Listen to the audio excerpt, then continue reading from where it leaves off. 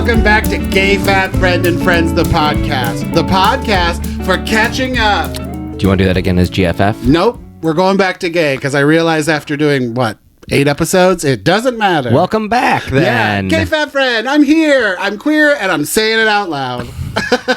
Welcome back to the show, everybody. I'm your host, GFF friend, a.k.a. Todd. And joining me back in the hot seat again, forever missed by everyone on the planet, my teeny tiny, adorable, beautiful little husband, Rob. Hello. What a year it has been since we last recorded. Right? What a decade it's been in the last 2 weeks. Right? Wow. We have to acknowledge the sadness, which in our life is a little higher than most. Yeah, there's been enough, honestly. Yeah, there's been enough. I think we've had enough precedented times. I guess unprecedented times. We want to be precedented. Yeah. But I think you can in Europe. First and foremost, we'll just acknowledge that Trump won the election. The election's over. It's a very sad time in our world, and that's all we're really going to say about it. It's a scary, uncertain time, and that sucks. Yeah. And we've been dealing with that like many people that we care about. And, all the stages of grief. Yeah. So that's been a blast. Sadness. Lots of anger, complacency, eating. Those are the levels of grief, right? Yeah.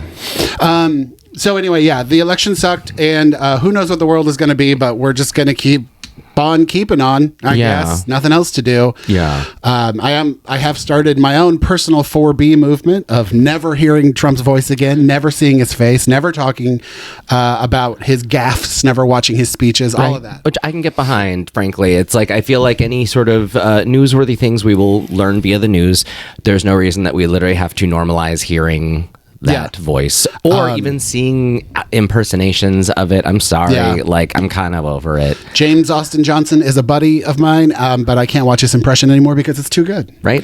It's too good. But yeah, so I will say I have not heard the man's voice since the election. So it's working. Lucky you. Yeah, you can. I maybe heard the first word out of his mouth and I instantly scroll or I mute or I leave the room. It's really easy to do. You can actually go through your life without hearing the man's voice, and I'm doing it. I love it. Well, it's funny with me starting anew on Blue Sky. It's been kind of nice to be like new platform. I get to completely like curate my feed. I don't even know if I want to even dabble in political stuff there at all. Like it's actually been one of those things of like at the beginning, do I get to make this decision of like, do I want to start that? Yeah. I don't know if I want to start it right now. We're staying politically active. Obviously, we're gay men. We can't afford to bury our head in the sand. Our existence is political. Yeah. But we'll hear it. It'll come to us. We'll find out about things happening in the world and what we need to fight for and what we need to ignore. And we're not choosing ignorance. We're just not choosing. We just don't need to torture ourselves every single day. Yeah. We don't need to platform that, man. Yeah.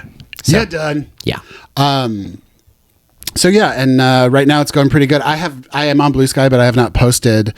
I have no idea how their algorithm is going to work. Although I did hear that you can like make your own feeds of like hashtags and keywords and stuff, and then just look at feeds having to do with that stuff. So that's pretty cool. Yeah, that'd be neat. Just make a grocery store hashtag playlist and just everyone's threat, or I guess what are we calling skeets? Everyone skeets about grocery stores. Which that is the worst thing ever, and it's hilarious. I love it. Well, and at least like I feel like as of now, the best thing is a lot of people who are typically misinformation machines or propaganda machines are already bitching and moaning about how they've been blocked from Blue Sky for spouting nonsense. Yep. And it's just one of those things of like, okay, tell me more. Like you're listing features, not bugs here. Like this is actually like why I'm enjoying Blue Sky is because like there's a kind of zero tolerance kind of for breaking the terms of service. Yeah. And I'm here for it. You're done. Yeah. Like if I'm anything, I am a rule follower, and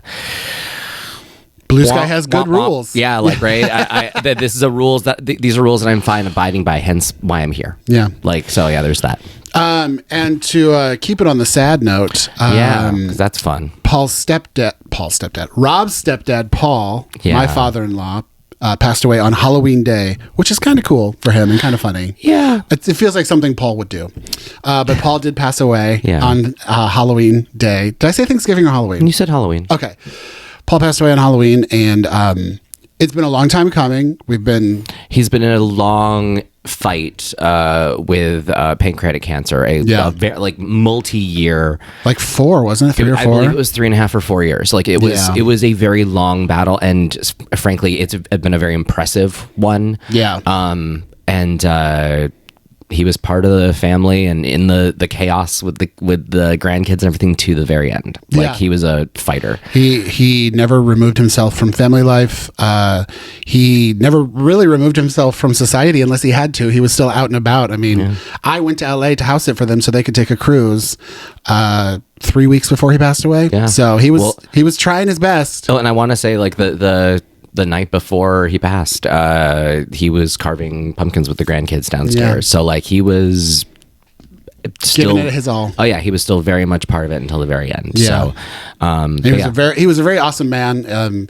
He could be stubborn at times and headstrong, but we always worked through it, and at the end of the day, he always loved us and we loved him. And so we're just thankful that he's at peace now. He's at rest. Yeah. Because I've never lived with someone who's actively dying before.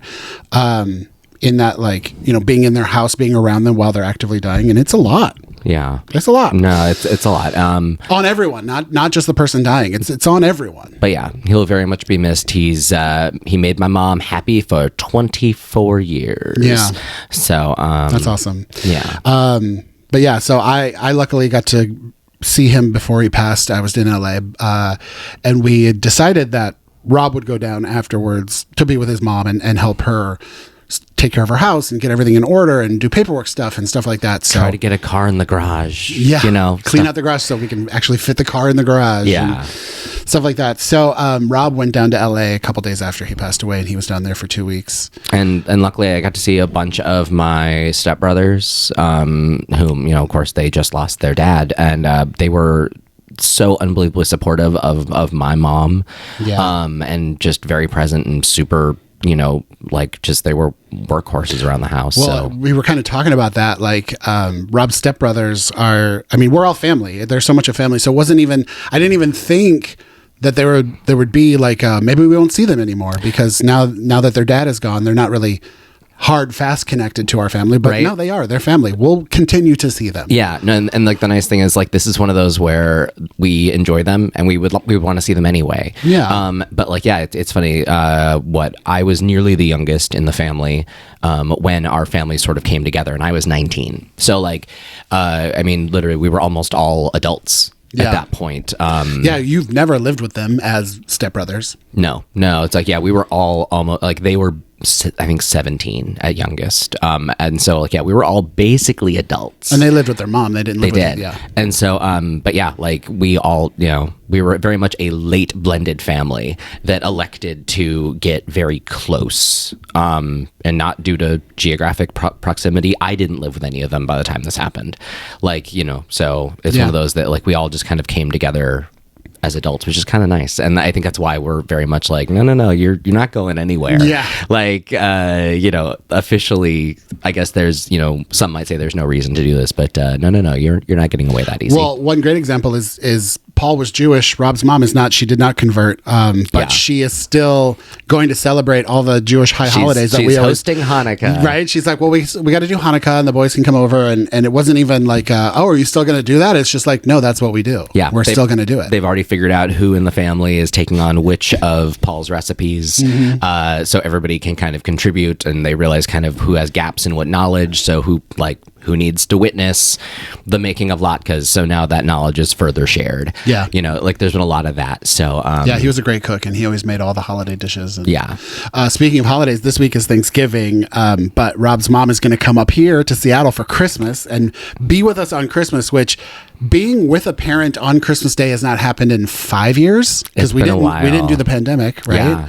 So like 2019, I think was the last day we were with a parent. Either of us, either family, on Christmas Day. Right. And I haven't woken up in the same house as my mother at Christmas in a long time. Yeah, because we would always have our Christmas party at our apartment and then drive to Glendale and see them. So Glendale. Yeah, so it'll be super fun to host my mom, because like she's literally one of my favorite people, and like she's like a friend of yours. Oh, she's one of my favorite. She's my drinking buddy, which sometimes we you guys encourage each other. You guys a little are too much. enablers for each other. We are enablers because we're always just, you want another glass? You want another glass of wine? One more glass? And then it turns into 3 bottles, and we're like, but it's worth it. And this year especially, I'm very excited because we have our new Costco tree. Got a bunch of new Christmas decor. I finally get to like show it off. I don't think we've had guests over on Christmas Day at all since we've been in Seattle. Right. Christmas Day was a big deal for us when we lived in LA. And my mom's one of the few people that Ruby likes. So that's that like worry off. Ruby will tolerate her. Yeah. Like, and love her. Ruby loves her. No, like seriously, Ruby actually like enjoys her. But back when we lived in LA, we always did a big Christmas brunch on Christmas morning for like we always called them, Christmas orphans. Yeah. For everyone whose family lived in other cities. But we would have a big brunch. And everyone would come over, and like one year we had like almost 20 people over. Well, and it was always like over like 2.5 or 3 hours. So like we had some people, like it was almost like shifts. It was like a big cycle. Yeah, we had some people that stuck around for the whole time. We had some people that came for an hour and left, and like literally didn't see people who came later, know, but it was... Even people that have family like us, we had our family in LA, but people would be like, I love starting the day at this so I can have a couple drinks, see friends, chill out before I have to go casserole, to the chaos of my family. Yeah. And monkey bread, because those were the two things that Todd always made for that, and he still does. Well, yeah, but at the time he refused to have the recipes, so we always had tons, and that's why we had so many people over. Yeah. But now, I mean, you can't make half a recipe of monkey bread, but you can make half a recipe of breakfast casserole, which I do. And every year I always freeze the leftovers. Like, I'm going to eat this throughout the year. And then every like September, I find it in the freezer and throw it away. You're like, oh, that. Yeah. Oh, this is for Christmas. I probably shouldn't eat this. But yeah, so Rob's mom's going to be up here with us on Christmas, and it's going to be special. I'm really excited. And she's going to be here for a whole week. So yeah. But we get to do our normal Thanksgiving, which is now just us. Which seriously is like... Which has been for the past 4 or 5 years. Since the pandemic. Like 2020, I think, was our first. Or maybe was it 2019? Do we ever do it by ourselves? No. Before that? No, we still did it with your family. Okay.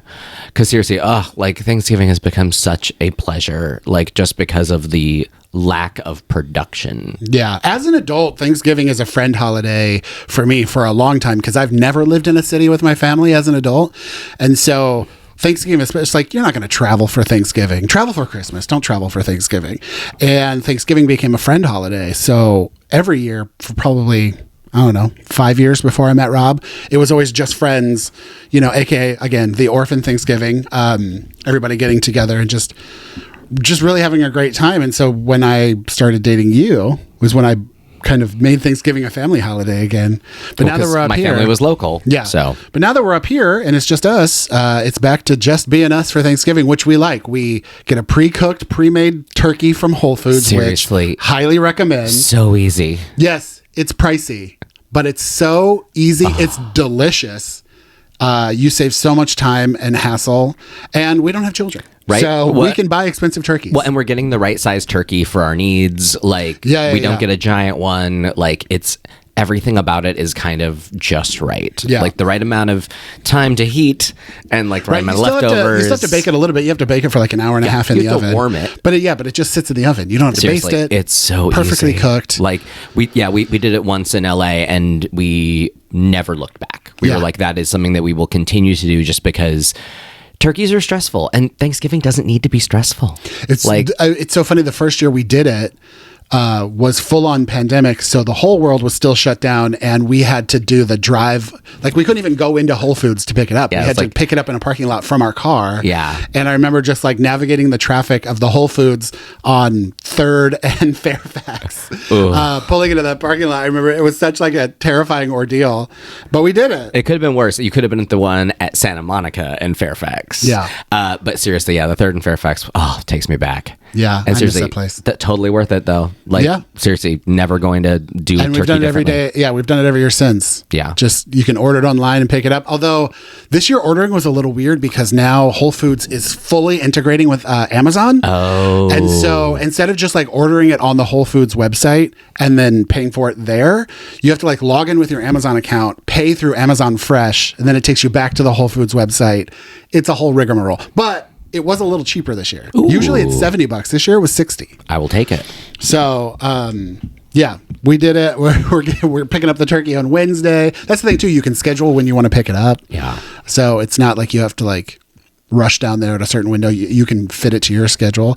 And then for sides, we just do what we like. We don't have to worry about other people bringing gross stuff into our home or making stuff for other people that we wouldn't eat. Because like, there's not a whole dish of turnips that no one touches. I was going to say, Rob's aunt, turnips are a big family tradition for her. So she always makes a big pot of turnips.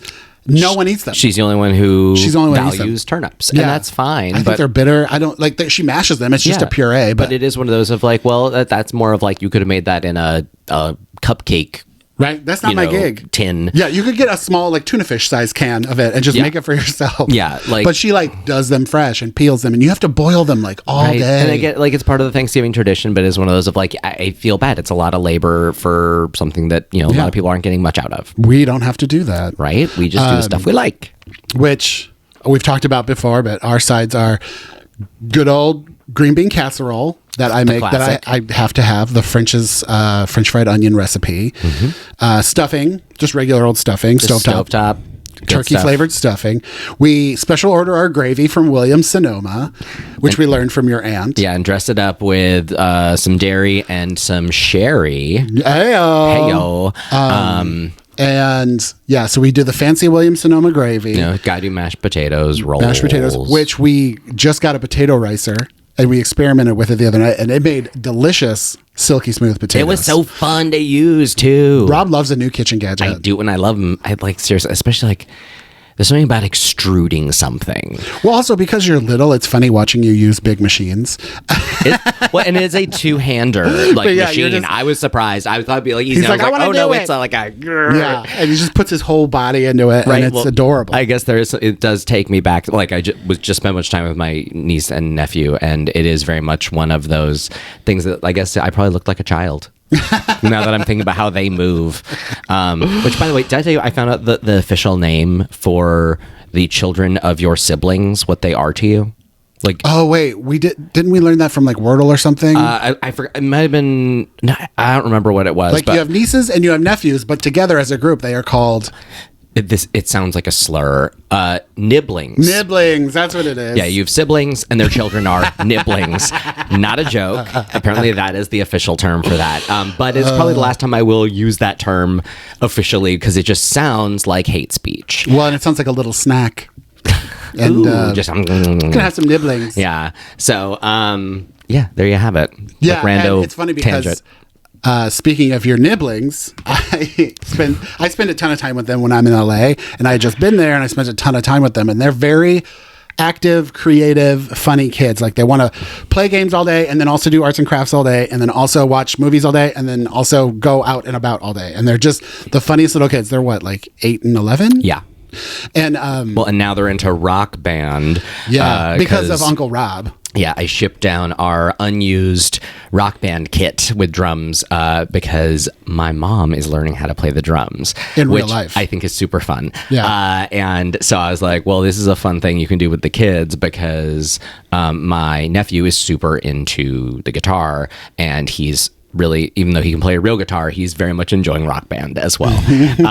So I was like, this will be a fun, loud thing that everybody can do as a family. So, and it can stay at their house. And it can stay there. Yeah, I was like, because they have the real estate for it. Yeah. So.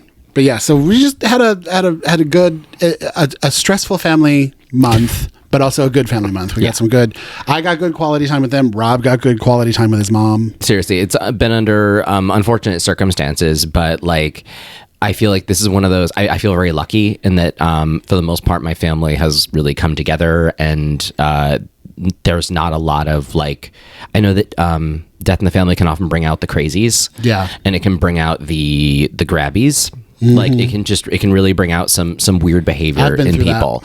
And so yeah, knock on wood, I feel very lucky that this has just been an opportunity to kind of like really, I guess, reevaluate how you look at life and the people that you care about, and it's just kind of brought a lot of us together in a way, which has been good. Yeah.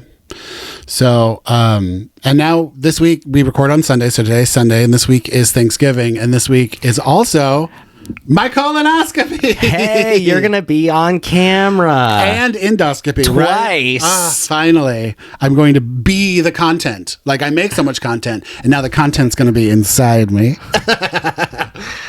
Which I keep imagining those two cameras just going to go and just... Right? Are they going to tap in the middle? Tap in the middle, like high five? Oh my God, like Eiffel Tower style? Yeah. I'm guessing he's going to do one at a time, since he is just one doctor. Oh. But who knows? I mean, he's very attractive. He could be also very talented.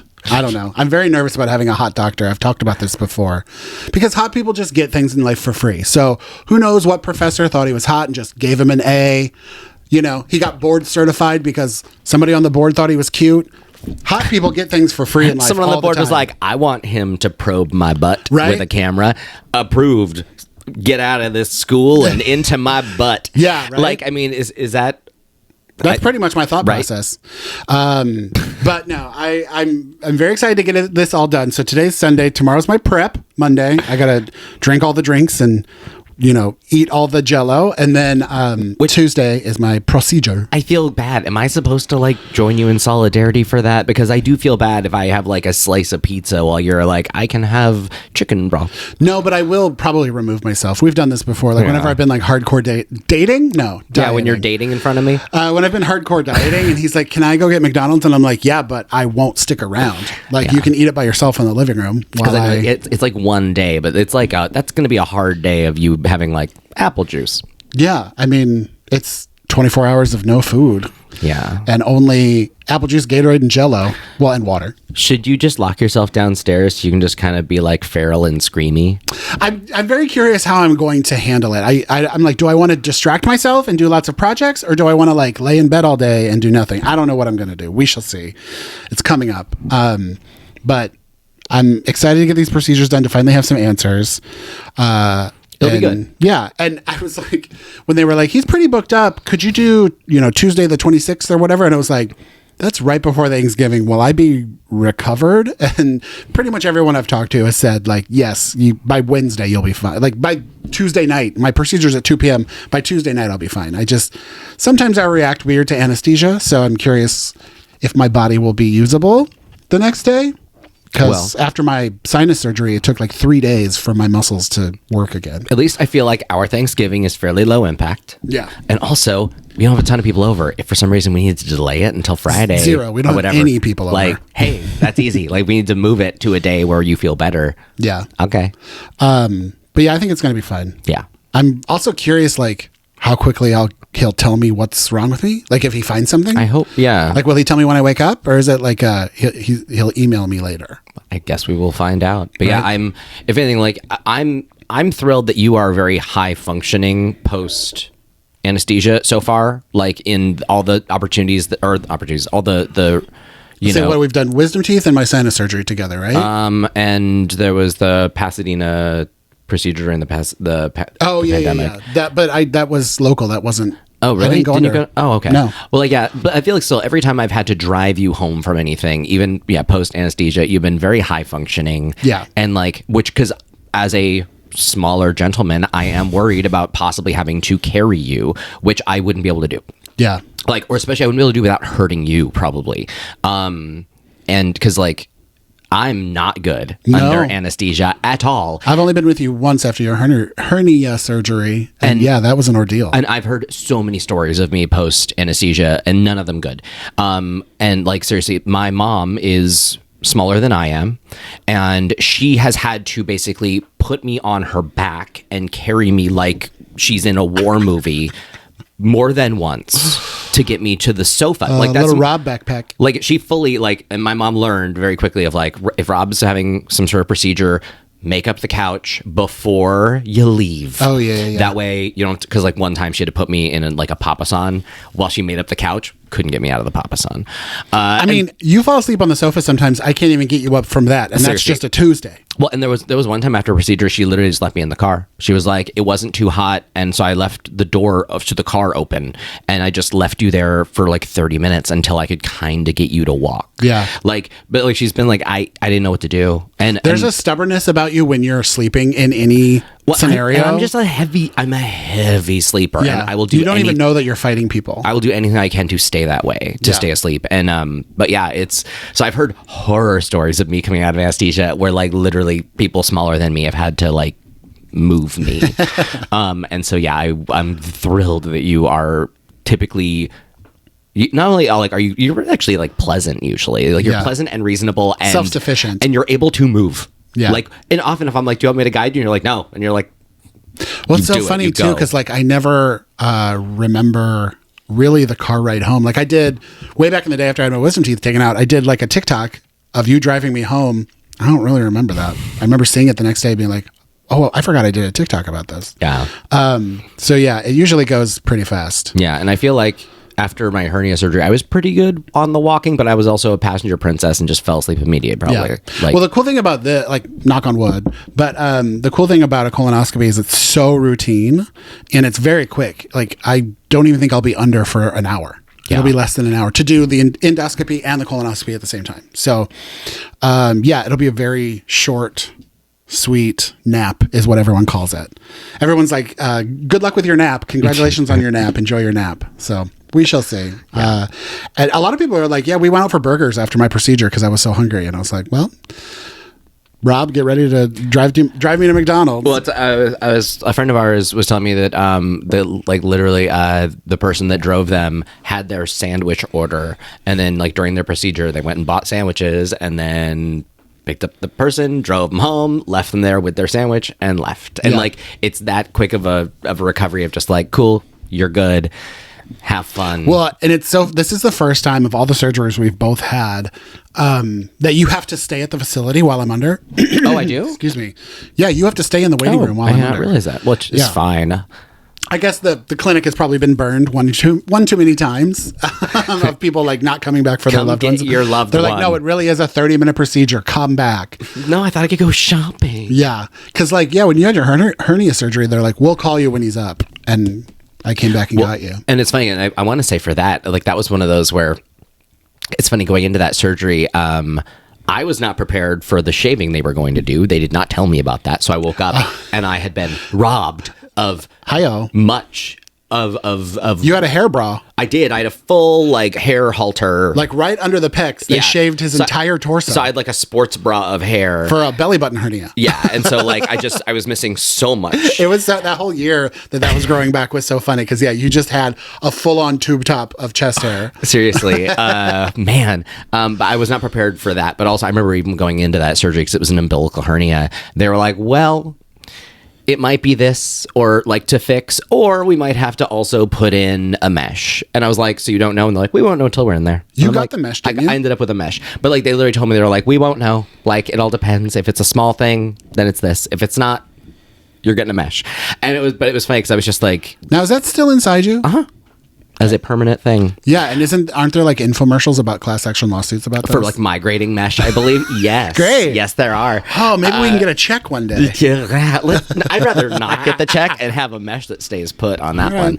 But yeah, like that's one of those where it was funny going to the procedure where it was like, well, I've never had a if, comma, then statement going into a surgery before. Yeah. Like that's never been a thing. Mm-hmm. But it was good to know and get over with, I guess. Well, and when I had my sinus surgery, you didn't have to stay at the facility, but it was an hour away. So it was like... I wasn't going far. I think you went to the mall. Well, and even then, like, especially like when you had the procedure in Pasadena, it was so early. I think I just laid in the car. Right, it was like 6 a.m. I think I like literally laid across the back seat of a car and during the pandemic and slept. Yeah, because I can sleep anywhere. And so yeah, this time like, hey, I'll bring my Kindle. I'm in the middle, or a book. I'm reading a physical book again. Oh, that's right. Yeah, I'm back on physical books right now. You have 7 Kindles and 10 books. Rob has so many Kindles, it's crazy. I have two Kindles. That's it. You just brought Paul's back. I have a Kindle. Oh, that's the second one? And now I have a Kindle Scribe. Where are all the other ones? Just deactivated? No, I sold them all, or I recycled them all. Oh, really? We don't have them? All the Kindles are gone. You kept them. No, all the Kindles are gone. But because like, what generation of Kindle? How many of you had? You had what, 2 or 3 before this? Yeah, well, I had the keyboard. which was like the last model before they went touchscreen, which I loved because that one, this is crazy. Like they all do like audiobooks now that you can download and do via Bluetooth, but it was the last model that had text to speech, so you didn't have to pay for an audiobook if you're willing to listen to sad robot voice read to you, but unfortunately, if something was written all in caps, like someone screaming, they wouldn't read it. It would just go A H. So like you just have to learn how to listen to sad robot voice. But totally worth it if you were like, on a budget. Could you plug it into your car?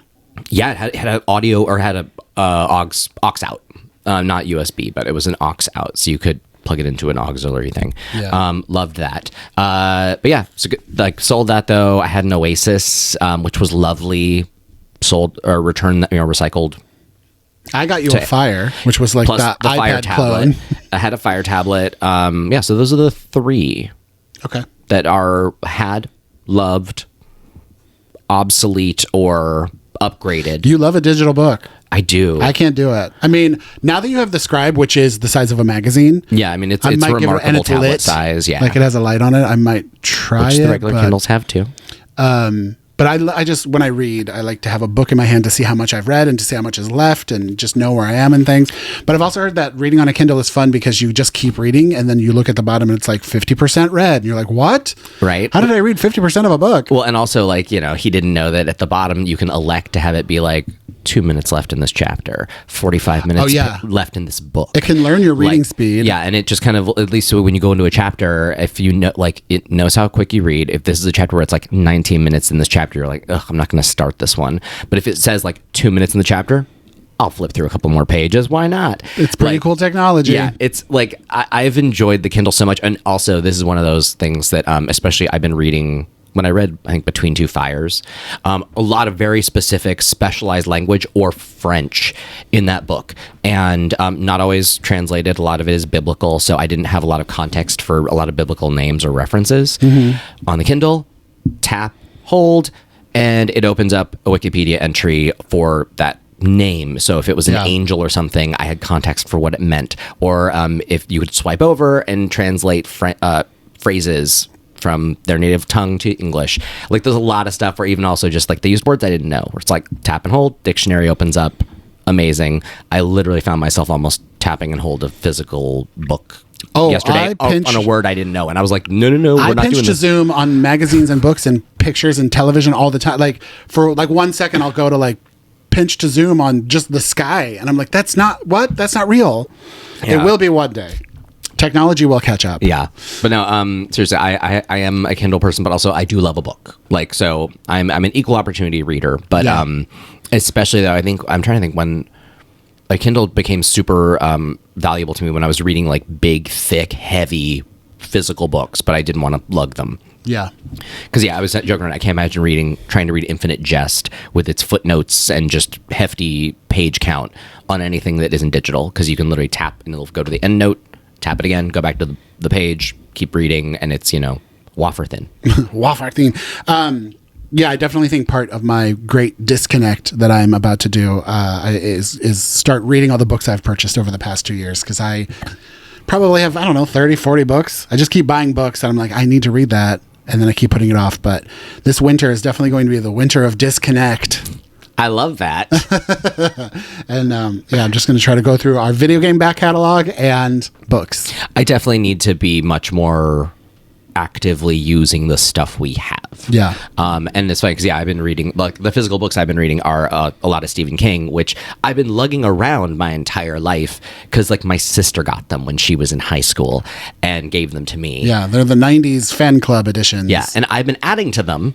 Like, there's a lot of new stuff I've been buying as a Stephen King fan and reader, but like I've fallen off for the last like decade, and now we've found our way back onto that wagon for that prolific ass writer. Right? How does he do it? It's just it's seriously. He's like a savant. It's crazy how he can just write so many books all the time. Seriously. Love that man. Well, and speaking of entertainment, another thing that I'm excited is that we're kind of back in theaters. We've talked about it before, but we're seeing movies in real life again, you guys. We're not just waiting for the home. Although we did not see The Substance in theaters, so we are kind of bad gays there. Well, that's Seattle's fault. Right. I mean, it was playing in some places. It was not convenient to see here. Yeah. But then we did see it, and it became one of our favorite movies. It was so fun. It's so good. See The Substance if you haven't seen it. It's a movie you can't describe at all because it will spoil it. It's a movie you just need to see fresh with your eyes from start to finish. Although, like, if body horror is an issue for you, it might be a little squirmy for you.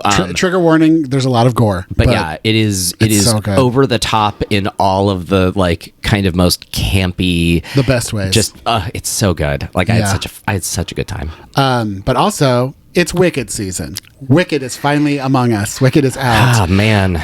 Because Wizard of Oz is my favorite movie of all time. Like, I've decided, like, when people ask, like, if I'm ever on a red carpet and I get to do the letterboxd thing, number one will always be Wizard of Oz. Just because it's such a technological marvel for its time. Judy Garland is a big part of my life. And it's beautiful. I watched it yesterday again for the first time in like a couple years, and it's just every time I watch it, it amazes me how they made that in 1939 or whatever. But yeah, so Wizard of Oz has always been a big part of my life. I have never seen the stage production of Wicked. I know all the songs because, you know, being in musical theater, like that's what I went to college for. Being in musical theater, you just learn musical songs from being around people that listen to it all the time. But I've never seen the show. And so I don't know the exact storyline of the movie. So I'm very excited to see it for the first time and experience the story for the first time. That's not just the music, because I know all the songs. On Broadway, I know that Kristen Chenoweth was the original Galinda. Yeah. Like, right? Is it Galinda? Couldn't tell you. I want to say I know there's a joke about Galinda, but then I want to say she is Galinda and becomes Glinda. Yeah. And then was she her while Adele Dazeem was Elphaba they were at the same time? Yeah, and Elphaba won the Tony. They were both nominated for the exact same Tony, and Adele Dazeem won it. Got it. Okay, because I did not know if they were like, you know, if they shared the stage at the same time, or if it was like Wicked made her famous, or Wicked made her more famous, rather. No. And then Wicked kind of made her more famous. But so it was a simultaneous thing. They both originated the show. Oh, good for them. And then, Idina Menzel won the Tony, which is crazy. I mean, they are both leads, and that's how you have to like sign your contract. So it makes sense they were both nominated for the same Tony, but Idina ended up winning it. I don't know what the nominations are going to be like. Excuse me.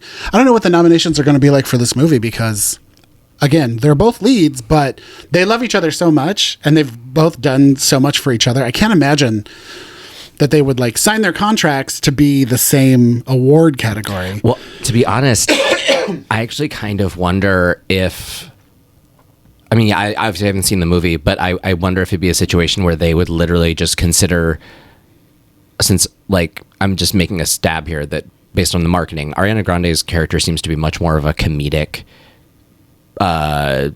fuel that keeps things moving. Yeah. While Cynthia seems to have the role that actually has like a true growth to it. So I almost feel like come award season, she's lead, and Ariana, just for the sake of realizing she might have a better chance, is supporting. Well, and also there's a second movie next year, so they could flip their nomination schedule for that, because I want to say in the second movie, Elphaba is going to be a bigger storyline. Oh, but really? Again, I don't know. This is all speculation. I don't know. I only know the music. Seriously. And I'm very curious to see what the second movie is going to be about, because so much happens in the first. And as a casual Wizard of Oz fan who has never read the book Wicked, nor knows the music aside from Defying Gravity and the little part of Popular that was on TikTok for a second, I'm a complete outsider on a lot of stuff. So yeah. Well, you've probably heard Dancing Through Life a lot. You just didn't know it was Wicked. Oh.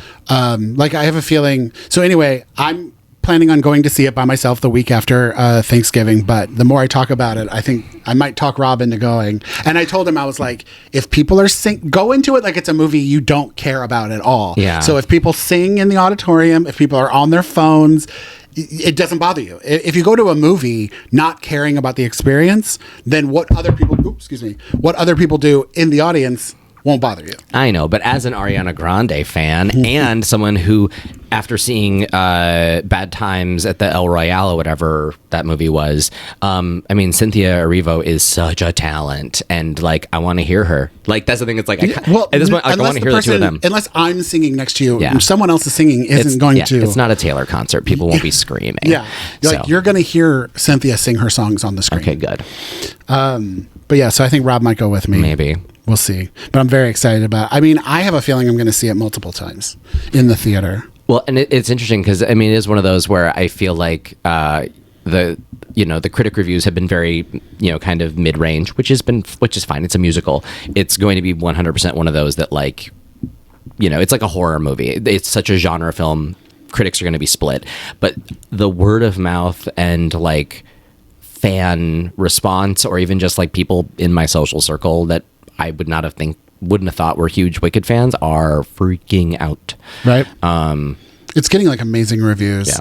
And I did listen to the soundtrack on iTunes a little bit, not the whole thing, because I did hear that there are like Easter egg spoilers kind of in the movie, in the soundtrack, and so I'm like, okay, I gotta stop, but it's so good. It's like the danger of listening to a Quentin Tarantino soundtrack before you see the movie. The spoken there's stuff, a lot of dialogue in it. I can't know this. Yeah, I remember Kill Bill was very that one was a bit mean, because like that first soundtrack I think came out like 2 weeks before the movie did, and it had a lot of dialogue. Yeah. But if you didn't know what it was doing. Yeah, but still, it was one of those where it's like out of context, weird. Yeah. But I'm excited to see Wicked, and I'm excited for Thanksgiving because, I love to eat. Speaking of eating, I think it's time to move on to our final segment, which is What's Your Order? What's Your Order? And speaking of movies, we're back to using the handbook for the recently deceased. Well, and you should do it this time. Welcome home. I have no idea what's in here. I have completely forgotten because it's been so long since we've done a podcast together. But today's What's Your Order is condiments. Bam, bam, bam, bam, bam. See, I told you we were getting specific. Well, and seriously, this is going to be a real short one for me, I feel. I mean, everything you do is short. Hey-o. But yes, I am a big condiment user, and you are not. Correct. I mean, I would say your go-to condiment is pepper. Why don't you do yours first? Well, it's funny. Yeah, like I guess technically pepper is a condiment, isn't it? Big fan of freshly ground black pepper, but no, so when it comes to sauces and condiments, I typically am not one to adorn stuff. Like I actually enjoy a dry nugget, but also often nuggets are their own reward. But the gift that keeps on giving. I am like, I mean, I used to dip fries in ketchup. Now I'm a dip fries in mayo guy. Mayo is delicious. Specific fries. Like you would never dip a McDonald's fry in mayonnaise. No, not necessary. But Five Guys fries. Oh my God. Those are made for mayonnaise. Totally. But yeah, so love that. Now I'm down to dip my nuggets in buffalo. Like I like a spicy sauce typically. Yeah. I will tend to go spicy over sweet. You don't do sweet anything. No. For a while, I was using sriracha on everything. I was putting it on my Taco Bell. I was dipping my fries in it. From McDonald's. I was dipping my nuggets in it. Like everything was covered in sriracha. At one point, now this is back when we were in LA pre-pandemic, but at one point, our favorite breakfast restaurant, Swingers, the shirt you're wearing right now, did not have sriracha. I still don't think they do. They don't. They do Cholula. And we went to breakfast at Swingers every Saturday and Sunday forever. And so we made our own little to-go sriracha, and Rob brought his own sriracha to a restaurant. He had hot sauce in his bag. Because seriously, like it was the best thing to add to their like eggy pasta dish. It was so good. And like sriracha makes everything better. Well, you also like, I don't want to say you like hyper focus on things, but like you will find a thing you like and you will eat it every day. Like right now we are in the heat of popcorn for Rob. Rob has been making popcorn every single day, and it is, I love you, but it's starting to get to a dangerous spot. Well, my mom has turned me on to a specific type of popcorn, which is called mushroom style, which makes like, basically, if you're thinking of like the super round stuff that you get as like kettle corn or caramel corn. Yeah, it's usually like the cheese corns. And like somehow like every kernel is super round. Like there's none of the weird craggy alien shapes. They're all just these perfect round puffs. That's mushroom style popcorn. The kernels are massive and they're hearty, and like the kernel shells get everywhere. Yeah. But It's like the complete opposite of the super delicate baby white popcorn. And the Orville Redenbacher. Yeah, and so seriously, it's been super fun because it's been like, they're large and uniform enough in shape that they're easy to eat with one hand while I read books on my Kindle. Yeah. But you would not believe how much you start to hate popcorn when it's every day of your life because, it's like you're not going to eat Thanksgiving dinner every day. You know, you can't have that kind of joy every day. After a while, it gets annoying. So, but I'm glad that you enjoy it. I'm glad that you're eating food. I've had a day or two off. We're coming back into popcorn soon. The smell of popcorn, the sound, the dishes, the groceries. The sound is the best. The cleanup. It's a lot of work.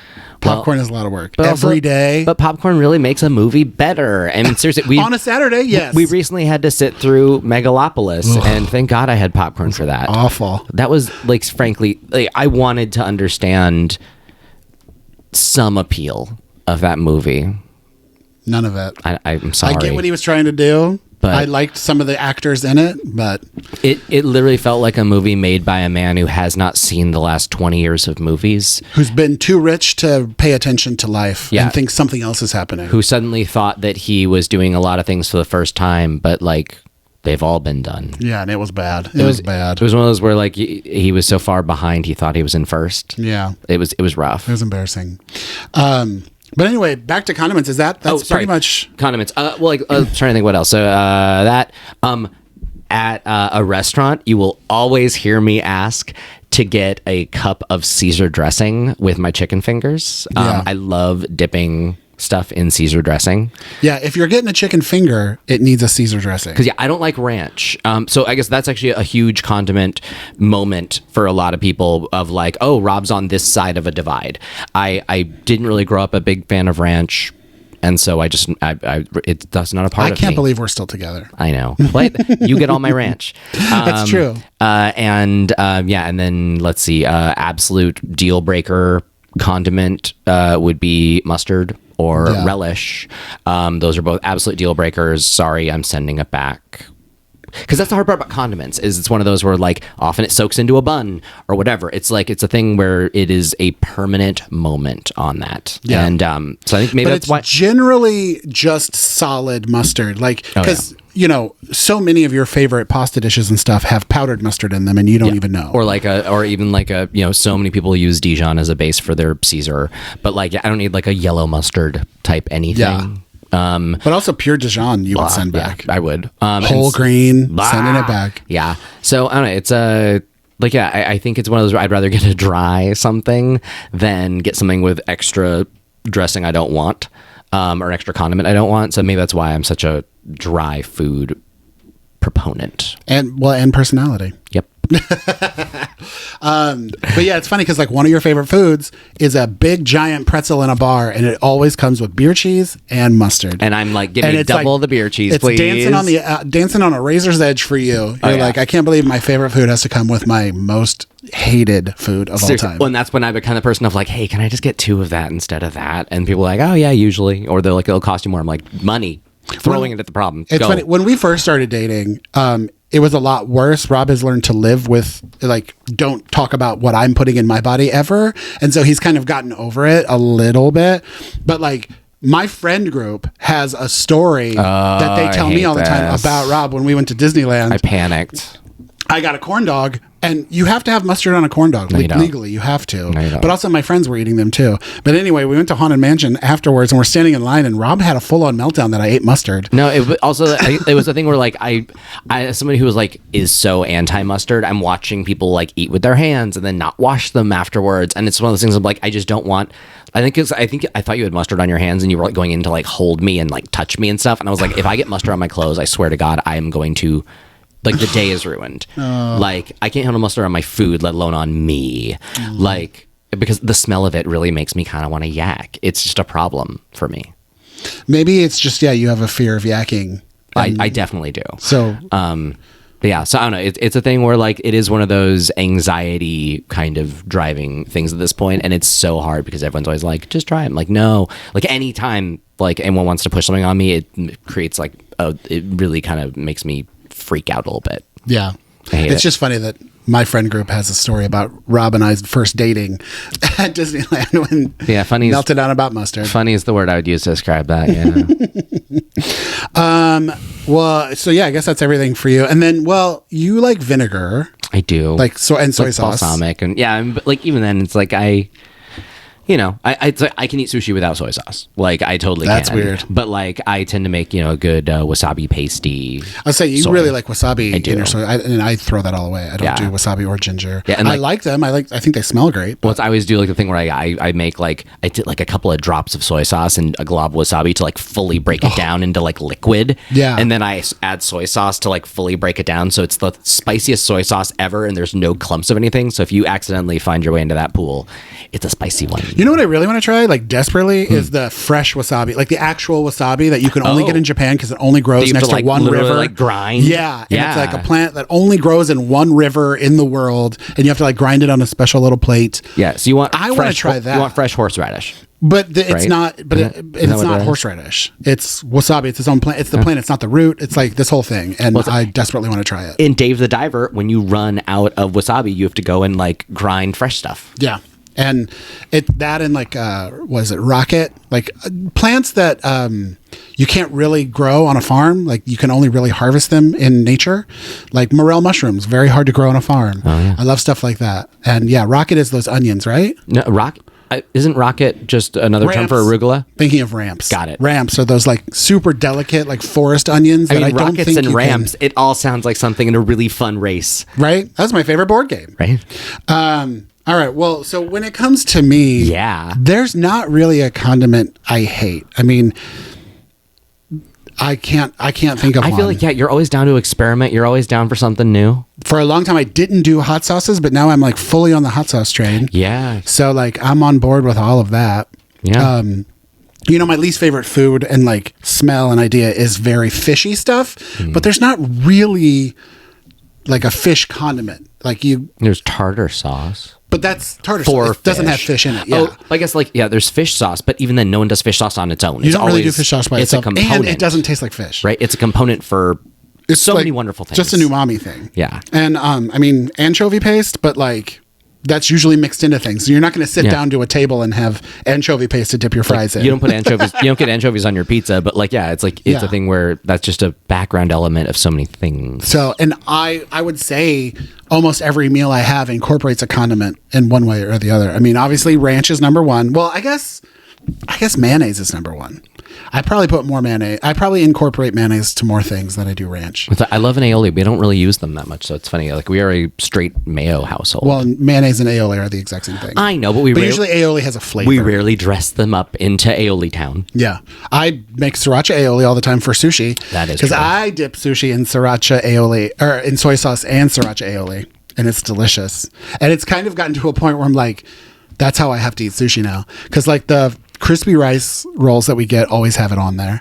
Yeah. And we always get like a big fancy roll that usually has sriracha aioli on it. Well, and at poke, we always get the sriracha aioli as well. Yeah, and Like- I always end up adding more at home. Yeah, so it's one of those. It's a standard condiment for Yeah. for fish at this point. But it's just mayonnaise and sriracha, half and half. Mix it up. It's so good. They're I want to both eat so it like right good. now. Yeah. But I don't think I can eat spicy food right now because then I forgot. You colonoscopy. have to bro. behave. See, it just keeps coming back. Oh well. Maybe we'll get sushi after my procedure. It did say I can have plain white rice, so that's a treat and a joy. But yeah, mayonnaise is my number one condiment.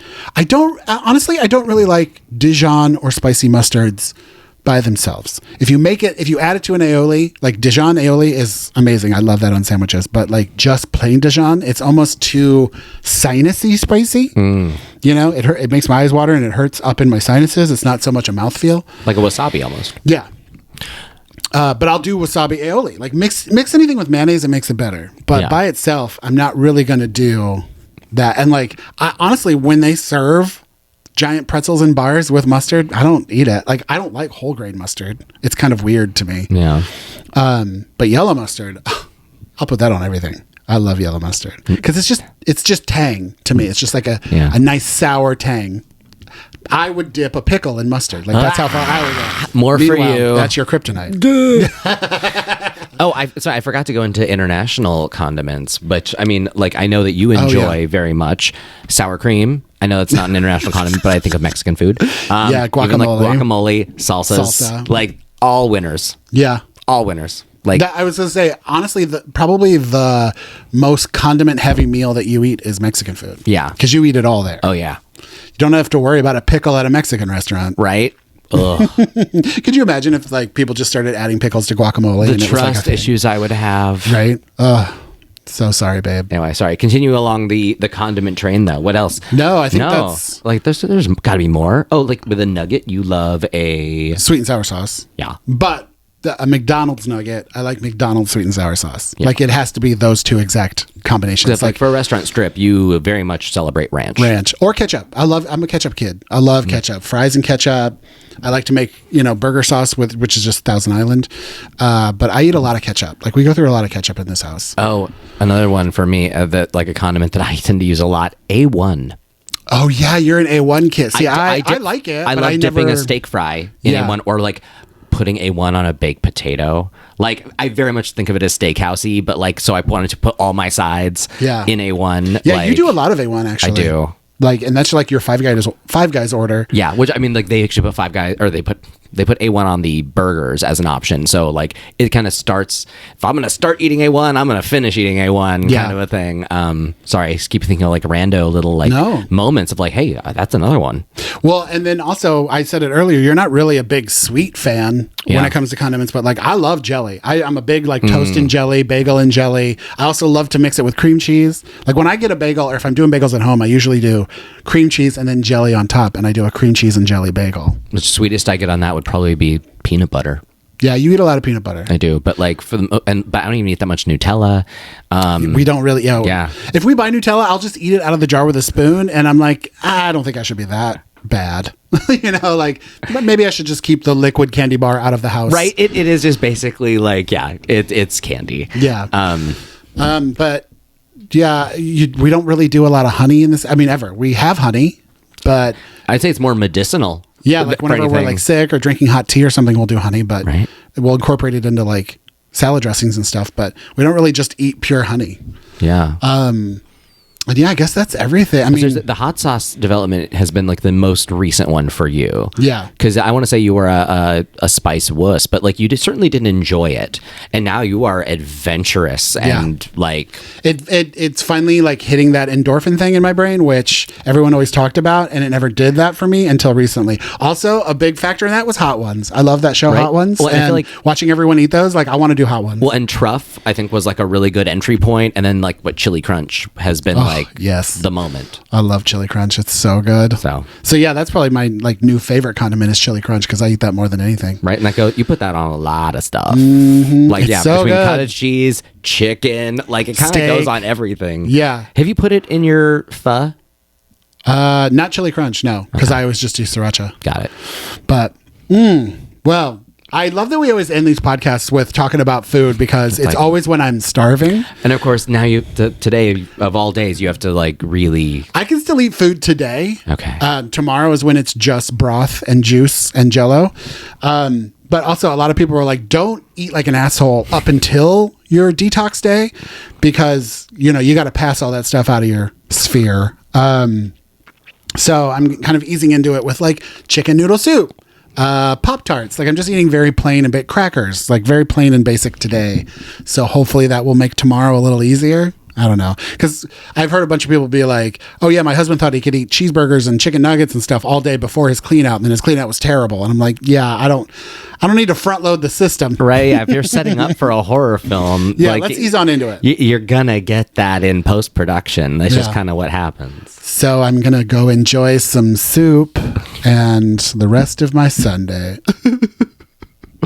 But anyway, thank you guys so much for listening. Sorry if it was a bit of a downer episode, but we had a lot to catch up on. A lot has happened in our lives. Next week's episode is going to be so exciting and fun, and can't wait to talk about what's happening this week. Hopefully, fingers crossed, I get good test results after my colonoscopy and endoscopy. I'll let you know what they find. Well, and possibly like a absorbed twin. Oh. Maybe a tooth. Hey. Well, and I was gonna say, like, just totally rando tangent, but it's one of those nice things that's kind of out there as a nice little distraction. If you're into it, Alien Romulus on Hulu now. Oh, thanks for the recommendation, movie Rob. Seriously, like, no, it is really one of our favorite. I was just movies. thinking about it. It's one of the. It's been a bright spot in the year. We should watch that tonight. And it's so good. I'm gonna make popcorn. Of course you are. Thing I specific like on the list of foods for colonoscopy prep, I am in the window of I cannot have popcorn, corn, seeds, nuts, anything small like that. So, But the thing is, when I've been making it, has the temptation been that great? Usually, I'm like thrusting the bowl at you, and you say no, and then I'm I've like, said no a couple times, and then you take it, Yeah. reluctantly. but like, it's still, even as annoyed by popcorn as I'm getting, it's still delicious. all right, well, maybe we'll So don't. do talk. Yeah, maybe I'll just have to. I could watch Romulus down here by myself, and you can watch it upstairs with your popcorn. But I get Ruby. Fine, popcorn. But all right, well, thank you guys so much for listening and watching, and I hope you guys have a great Thanksgiving this week. I hope everything comes true for you, all your Thanksgiving dreams and wishes. And hang in there, be strong. Like, Yeah. first time we've gotten to meet since Past the terrible election, but So. we're just gonna keep on fighting the good fight, and we'll take it one day at a time. But we love you guys. Thanks for watching. Don't forget to like and subscribe and follow and comment and all that good stuff, and we'll see you on the next one. All right, we love you. Goodbye.